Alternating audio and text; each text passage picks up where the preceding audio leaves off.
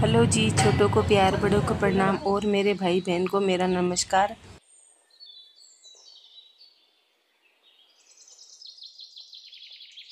तो मैं ले रही हूँ यहाँ पर गेहूं का आटा। गेहूं का आटा बारीक या मोटा कोई सा भी ले ले। तो इसको मैंने परात में डाल दिया है और जितना मैंने गेहूं का आटा लिया है उससे आधा मैं सूजी लूँगी। सूजी बारीक या मोटी कोई सी भी हो चलेगी।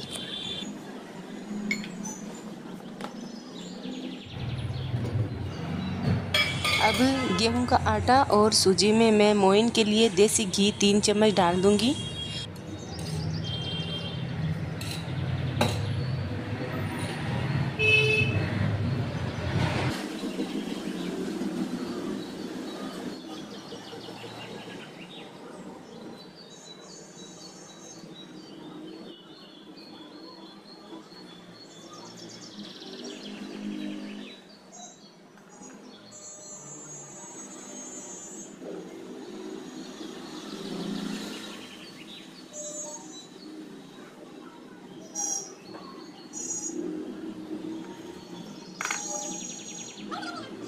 मैंने सभी में अच्छे से दोनों हाथों से इस तरह से करके मोइन दे दिया है और मोइन अच्छे से बन चुका है और मुट्ठी में भी अच्छे से आ रहा है। तो अब इसमें मैं थोड़ा थोड़ा पानी करके टाइट आटा लगा लूँगी। एक साथ पानी नहीं डालेंगे, थोड़ा थोड़ा करके डालेंगे और टाइट सा आटा लगा देंगे।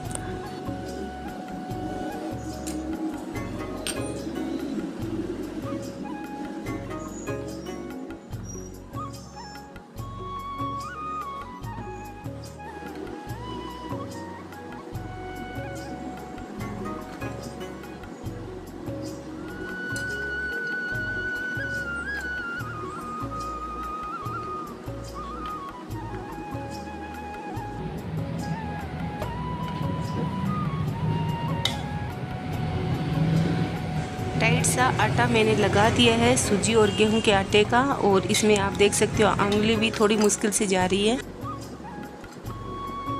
अब इस पूरे डो को हाथों में उठाकर इस तरह से करूँगी ताकि जब मैं मुठियाँ बनाऊँगी ना तो एक लेयर सी अंदर बन जाएगी और अच्छे से सीख जाएंगी ब्राउन।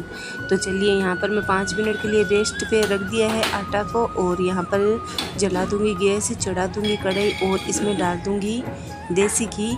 और आप चाहो तो तेल में भी बना सकते हो, लेकिन हमेशा चूरमा अच्छा घी में ही लगता है। और अगर आप तेल में बनाना चाहो ना तो या तो फिर तिल्ली के तेल में बनाना, तिल के तेल में, या फिर मूंगफली के तेल में। इन दोनों में ही ये जो चूरमा है अच्छा बनेगा। अब मैं इस आटे के एक लोई तोड़ूंगी और लोई तोड़ने के बाद में हाथों के इस तरह से मुठियाँ बनाकर एक एक करके रख दूंगी। ज़्यादा बड़े मत बनाना, नहीं तो सीखने में थोड़ा टाइम लगेगा। थोड़ा एकदम जितना हाथ में आए ना उतना बना लेना, उससे क्या होगा ना जल्दी भी अच्छे से सीख जाएंगे और ये सुनहरा कलर भी देंगे। तो घी को भी मैंने गरम रखा है, तो वो तेज़ आंच पे नहीं रखा है, धीमी आंच पर है। और सभी इस तरह से मैंने मुठियाँ बना लिए हैं। इसमें कम से कम 1 से 1.5 मिनट ही लगे हैं मुझे बनाने में।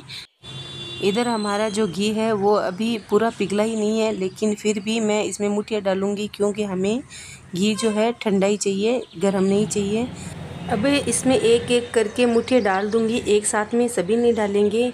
जितना लगे कि भाई अब इतने ही आएंगे उतना ही डालेंगे, नहीं तो एक साथ में ज़्यादा डाल देते हैं तो मुठियाँ अच्छे से सिकते नहीं हैं।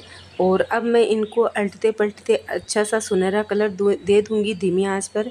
इसमें आपको पेशेंस और धैर्य रखना पड़ेगा, नहीं तो जो मुठियाँ है तेज़ आंच में सेकते हैं ना तो ऊपर से तो आपको सुनहरा दिख जाएगा, लेकिन अंदर से अच्छे से पकते नहीं हैं, कच्चे रह जाते हैं। तो धीमी आंच में मुझे सेकते हुए 7 से 8 मिनट हो चुके हैं।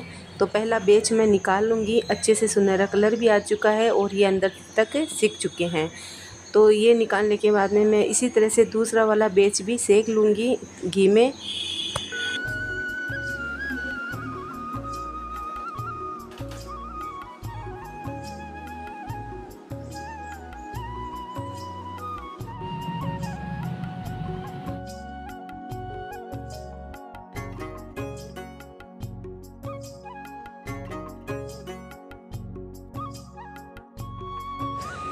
मुठिया को मैं अच्छे से एक बार और पलट दूँगी दूसरे वाले बैच का। तो जब तक ये मुठिया सीख रहे हैं तब तक मैं दूसरी तैयारी कर लेती हूँ। तो चलिए, चूरमा लड्डू बनाने के लिए मैंने यहाँ पर गुड़ लिए हैं 4 पीस और लिया है मैंने किशमिश, साथ में अखरोट, बादाम, काजू ये सभी लिए हैं। 4 से 5 काली इलायची ले ली है और मैं 2 से 3 खसखस ले लूँगी। यहाँ पर ड्राई फ्रूट और गुड़ ले लिए हैं सभी मैंने और पोस्ट यानी खसखस भी ले लिया है।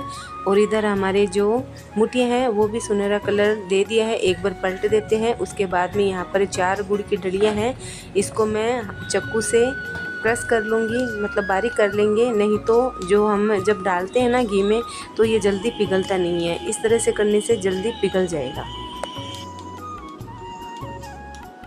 गुड़ को मैंने बारीक कर दिया है। इधर हमारा दूसरा वाला बैच है वो भी अच्छे से सीख चुका है, तो मैं इनको बाहर निकाल लेती हूँ।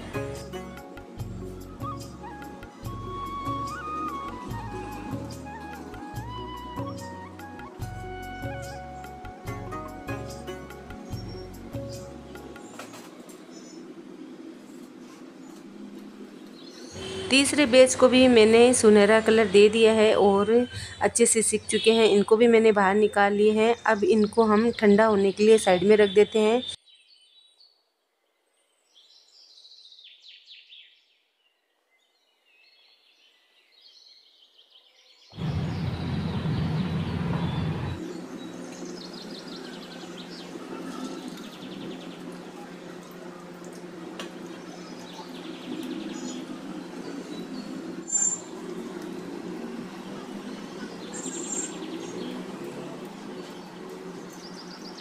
काजू और बादाम को मैंने सेक लिया है और अब इनको बाहर निकालेंगे। ज़्यादा गोल्डन ब्राउन नहीं करना है, जो इनका तेल है वो बाहर निकल जाता है, इसलिए बस केवल हमें इसका थोड़ा सा ऊपर का जो कलर है वही चेंज करना है।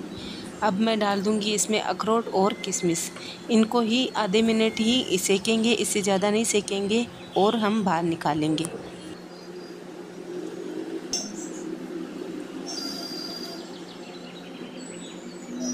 चलिए, सभी ड्राई फ्रूट को मैंने सेक लिया है घी में और अब इधर हमारे जो मुठियाँ ये भी ठंडे हो गए हैं, तो इन सभी मुठिया को मैं घोटनी से तोड़ लूँगी। ये बाहर से कड़क होते हैं लेकिन अंदर से नरम और सॉफ्ट होते हैं, तो ये आसानी से टूट जाएंगे। इस तरह से कोई नहीं टूटे तो थोड़ा हाथों से इस तरह से करोगे तब भी टूट जाएंगे। तो सभी को मैंने एक साथ तोड़ लिया है। इनको तोड़ने के बाद में मिक्सर जार में मैं इनको पीस लूँगी। एकदम ही महीन नहीं करना है, थोड़ा सा दरदरा रखना है पीसने पर इनको।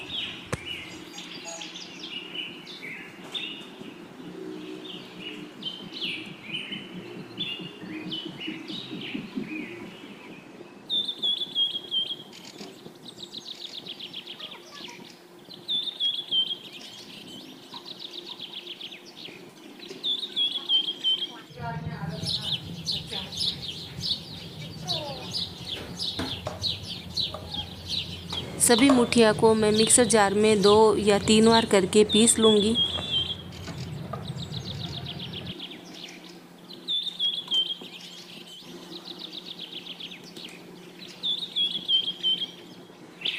सभी मुठिया को मैंने मिक्सर में अच्छे से पीस लिया है और कुछ इसमें छोटे बड़े नहीं पीस पाते हैं तो उनको मैं बाहर निकाल दूँगी।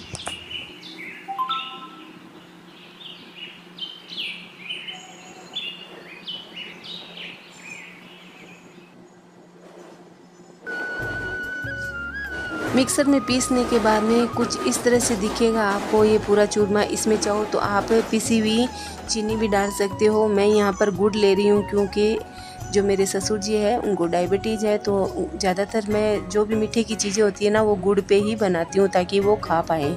अब मैं आपको इसका मेजरमेंट बताती हूँ। तो मैंने जो गेहूँ का आटा लिया था ना, उसी हिसाब से मैं यहाँ पर गुड़ ले रही हूँ।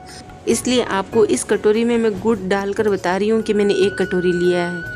अब इस 1 कटोरी गुड़ को मैं उसी घी में डाल दूँगी, लेकिन घी मेरा इस कढ़ाई में ज़्यादा था तो मैंने कम कर दिया है। कम घी में ही ये जो इतने सारे लड्डू है बनकर तैयार हो जाते हैं।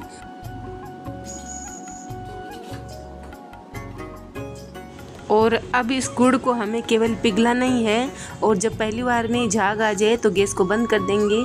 अगर आप ज़्यादा पका लोगे ना तो जो लड्डू है ना, एक पकड़ेगा और एक खाएगा, ऐसी वाली हालत हो जाएगी और आपके जो लड्डू है वो टूटेंगे भी नहीं। तो बस अब इस गुड़ पर देखो चारों तरफ से आपको दिख रहे हैं झाग, वो झाग आ चुके हैं। गैस को हम बंद कर देंगे।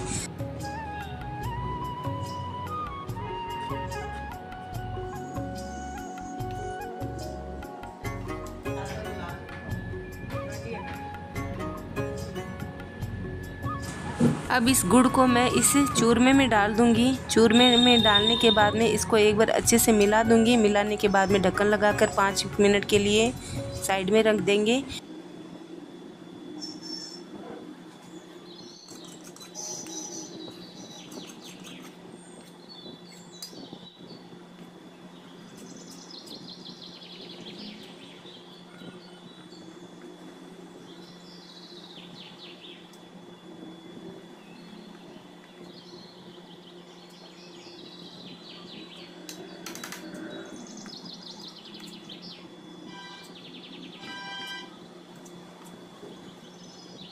गुड़ को पूरे चूरमे में अच्छे से मिक्स कर दिया है। मिक्स करने के बाद में अभी भी गुड़ गर्म है तो मैं ढक्कन लगाकर साइड में रख देती हूँ और हमने जो ड्राई फ्रूट सेके थे उसको ओखली में कूट लेती हूँ। तो सबसे पहले मैंने यहाँ पर हरी इलायची ली है 4 से 5, इनके अंदर के दाने निकाल कर ओखली में कूट लेती हूँ। उसके बाद में सभी ड्राई फ्रूट है उनको भी हम दरदरा कूट लेते हैं। एक ड्राई फ्रूट के 4 से 5 भाग हो उतना ही कूटेंगे, इससे ज़्यादा एकदम मीन बारीक नहीं कूटना है।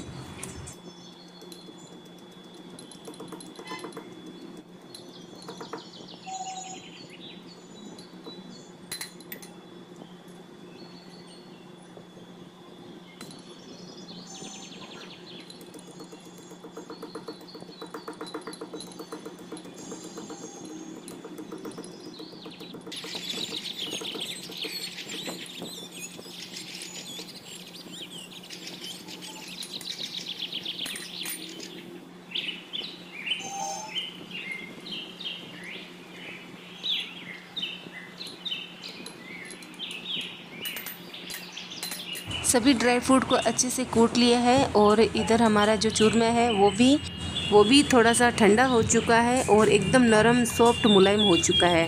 तो सभी कुटे हुए ड्राई फ्रूट डाल दिए हैं, हरी इलायची डाल दी है पीसी हुई। अब इन सब को डालने के बाद में अच्छे से मिक्स कर लेंगे। मिक्स करने के बाद में हम एक एक करके लड्डू बना लेंगे इन सब के। तो यहाँ पर मैंने खसखस भी डाल दी है, इसको पोस्टिंग भी बोलते हैं।